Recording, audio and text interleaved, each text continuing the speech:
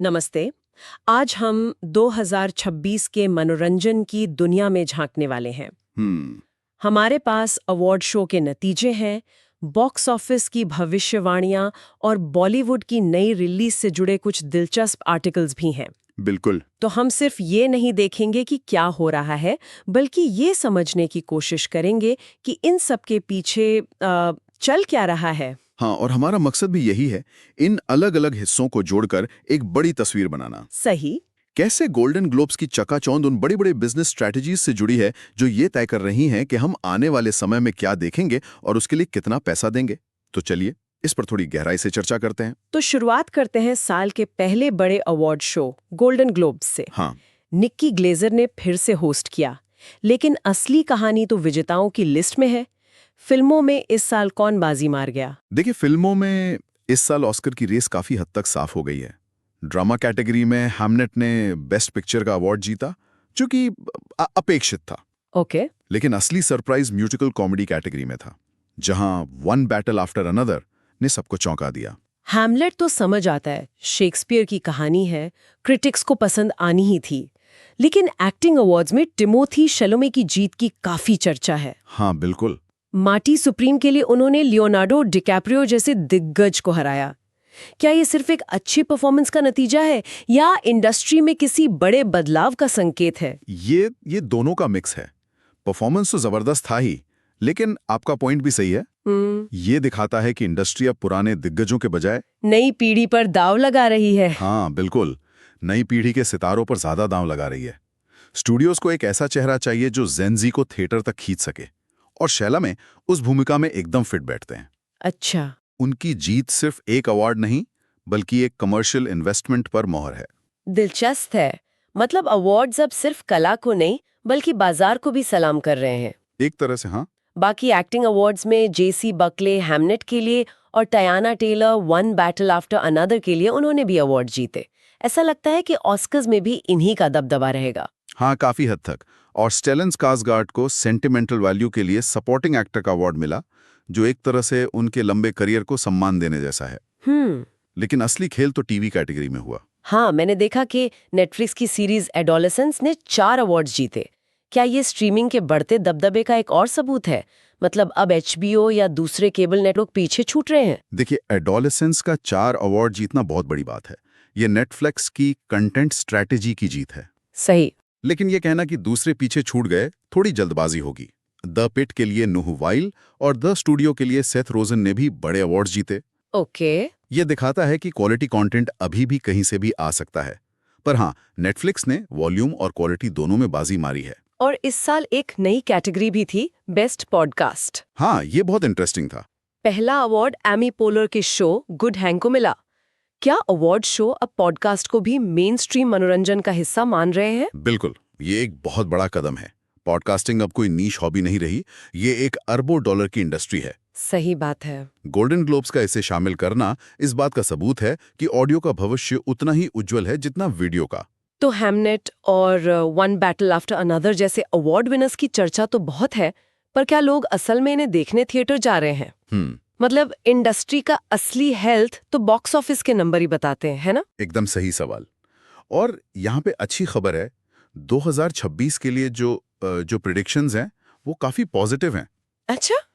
उम्मीद है कि ये पैंडेमिक के बाद सबसे स्ट्रॉन्ग साल होगा। सिनलिटिक की रिपोर्ट के मुताबिक अकेले अमेरिकी बॉक्स ऑफिस पर लगभग 9.6 बिलियन डॉलर की कमाई का अनुमान है। 9.6 बिलियन डॉलर? ये 2025 के मुकाबले 11% ज्यादा है। ये तो बहुत बड़ा जंप है। बहुत बड़ा। लेकिन ये पैसा आ कहाँ से रहा है? क्या लोग छोटी अवार्ड जीतने वाली फिल्में देखने जा रहे हैं या कुछ और ही बात है? यहीं पर कहानी का असली ट्विस्ट है।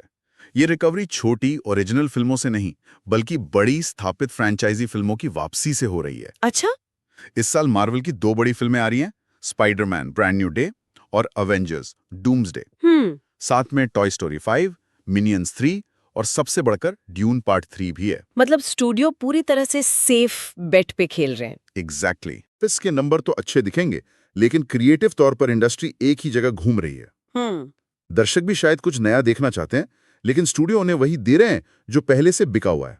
और ये सिर्फ अमेरिका में नहीं हो रहा। हाँ, वैश्विक आंकड़ों की बात करें तो गोवर स्ट्रीट एनालिटिक्स का अनुमान है कि ग्लोबल बॉक्स ऑफिस $35 बिलियन तक पहुंच जाएगा। 35 बिलियन। हाँ, ये 2019 के बाद सबसे ज्यादा है, जो एक अच्छी बात है। लेकिन ये आंकड़ा भी महामारी से पहले के औसत से लगभग 12% कम है। ओके। इसका मतलब है कि रिकवरी हो रही है, लेकिन हम अभी भी पूरी तरह से वापस नहीं आए हैं और चीन जैसे बड़े बाजार अभी भी अनिश्चित हैं। पुराने सफल फॉर्मूलों पर ही भरोसा कर रहा है। चलिए, भारत की बात करते हैं। साल की शुरुआत वहां कैसे रही? वहां भी ट्रेंड काफी मिलता जुलता है। साल की शुरुआत हुई श्रीराम राघवन की फिल्म 21 से। अच्छा। ये एक एक्शन ड्रामा है, लेकिन इसमें भी एक दिलचस्प एंगल है, स्टार किड्स का लॉन्च। इसमें अमिताभ बच्चन के नाती अगस्त्या नंदा के साथ अक्षय कुमार की भतीजी सिमर भाटिया ने डेब्यू किया। फिल्म ने अब तक 35 करोड़ रुपए से ज्यादा की कमाई कर ली है, जो ठीक ठाक है। तो यहाँ भी नेपोटिज्म का एंगल है, लेकिन राघवन जैसे डायरेक्टर के साथ। सही। और गणतंत्र दिवस के बड़े वीकेंड पर क्या हुआ? उस वीकेंड पर आई बॉर्डर 2, जो 1997 की क्लासिक फिल्म का सीक्वल है। Okay, border 2। हाँ, इसमें सनी देओल अपनी पुरानी भूमिका में है और साथ में वरुण धवन जैसे नए स्टार भी हैं। तो ये हॉलीवुड की अवेंजर्स और टॉय स्टोरी 5 वाली रणनीति का एकदम सटीक भारतीय उदाहरण। बिल्कुल, एक पुरानी सफल प्रॉपर्टी को बुनाना। ये तो हुई बॉलीवुड की बात। फिर हमारे सूत्रों में दक्षिण भारतीय सिनेमा का भी जिक्र है, खासकर एक तमिल फिल्म पराशक्ति का, जो 1965 के हिंदी विरोधी आंदोलन पर बनी है। ये तो काफी साहसी विषय लगता है। बिल्कुल, ये एक बहुत बड़े बजट की पीरियड ड्रामा फिल्म है और ये दिखाती है कि रीजनल सिनेमा आप कितने बड़े और राजनीतिक रूप से संवेदनशील विषयों पर फिल्में बना रहा है। लेकिन इस फिल्म को लेकर विवाद भी बहुत हुए। किस तरह के विवाद? इस पर एक तो साहित्यिक चोरी के आरोप लगे। कुछ लोगों ने कहा कि इसकी कहानी एक अप्रकाशित उपन्यास से ली गई है। अच्छा। इसके अलावा इतिहासकार इस बात पर बटे हुए हैं कि फिल्म ने 1965 के आंदोलन को सही तरीके से दिखाया है या नहीं। कुछ समूहों ने तो फिल्म पर प्रतिबंध लगाने की भी मांग की, ये कहते हुए कि ये ऐतिहासिक तथ्यों को तोड़ मरोड़ कर पेश करती है। तो ये एक परफेक्ट एग्जाम्पल है कि कैसे रीजनल सिनेमा अब सिर्फ मनोरंजन नहीं कर रहा, बल्कि राष्ट्रीय स्तर पर बहस छेड़ रहा है। सही, जो अभी भी ज्यादातर सेफ फैमिली एंटरटेनर बनाने पर ध्यान दे रहा है। दक्षिण का सिनेमा ज्यादा रिस्क ले रहा है और ज्यादा साहसी कहानियां कह रहा है। तो हमने अवार्ड्स देख लिए, बॉक्स ऑफिस के नंबर समझ लिए और भारत में क्या चल रहा है उसकी भी एक झलक ले ली। अब इन सब के पीछे के क्यों को समझते हैं। वे कौन से बड़े ट्रेंड हैं जो पर्दे के पीछे ये सब तय कर रहे हैं? सबसे बड़ा बदलाव स्ट्रीमिंग की दुनिया में हो रहा है, जिसे हम स्ट्रीमिंग वॉर्स कहते थे, वो अब एक नए दौर में है। एलेक्स पार्टनर्स की एक रिपोर्ट इसे फ्रेनेमी का उदय कह रही है। फ्रेनेमी? हाँ, फ्रेनेमी यानी दोस्त दुश्मन। मतलब नेटफ्लिक्स और डिज्नी प्लस जैसे कट्टर प्रतिद्वंदी अब हाथ मिला रहे हैं। ये तो अजीब बात है। अजीब है, लेकिन जरूरी हो गया है। हुआ यह है कि सब्सक्राइबर ग्रोथ अब लगभग रुक गई है। ओके। हर किसी के पास पहले से ही 2-3 सब्सक्रिप्शंस हैं, तो अब नई लड़ाई कस्टमर जोड़ने की नहीं, बल्कि उन्हें बनाए रखने और उनसे ज्यादा पैसा कमाने की है। इसलिए अब ये कंपनियां एक दूसरे से मुकाबला करने के बजाय सहयोग कर रही हैं। इसका हमारे लिए यानी दर्शकों के लिए क्या मतलब है? इसका मतलब है बंडलिंग।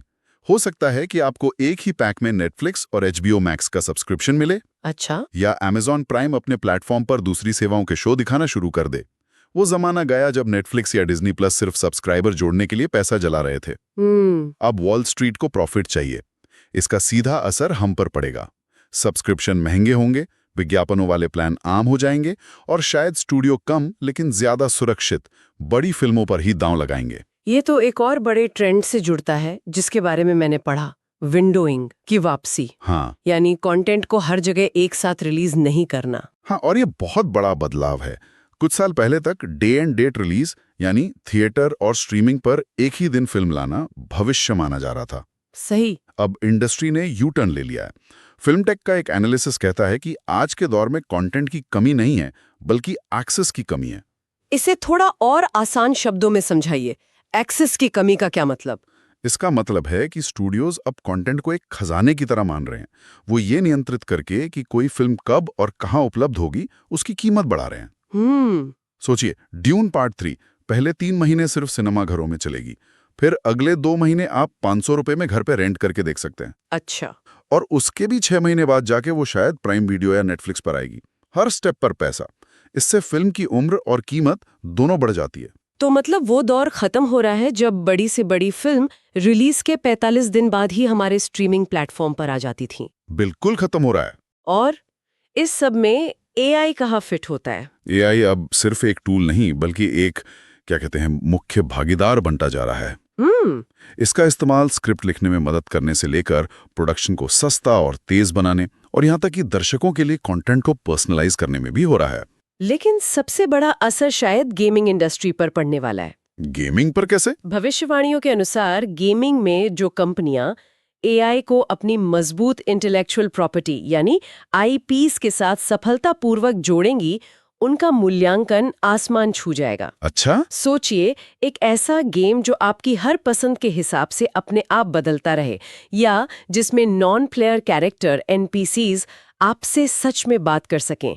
एआई ये सब मुमकिन कर सकता है। वाह! ये गेमिंग को हमेशा के लिए बदल देगा। तो अगर हम इन सभी बातों को एक साथ देखें तो तस्वीर ये बनती है कि मनोरंजन की दुनिया आर्थिक रूप से पटरी पर लौट रही है, लेकिन इसका पूरा दारोमदार कुछ गिनी चुनी बड़ी फ्रेंचाइजी पर है।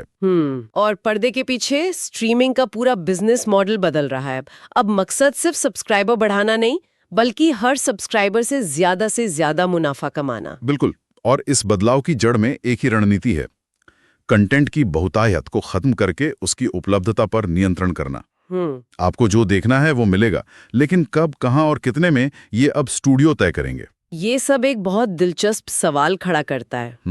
एक तरफ हम देख रहे हैं कि एआई का इस्तेमाल ज्यादा से ज्यादा कंटेंट बनाने और उसे हर दर्शक के लिए पर्सनलाइज करने के लिए हो रहा है। सही। वहीं दूसरी तरफ बिजनेस स्ट्रैटेजी उसी कंटेंट के चारों ओर विंडोइंग और सब्सक्रिप्शन की दीवारें खड़ी करने पर लगी है। तो आगे चलकर ज्यादा कीमती क्या होगा? एक सच में अनोखे ओरिजिनल आइडिया की चिंगारी, या वो एकदम सटीक रणनीति जो ये नियंत्रित करती है कि उस आइडिया को कब, कैसे और किसके द्वारा देखा जाएगा? सोचने वाली बात है। इस पर सोचने की जरूरत है।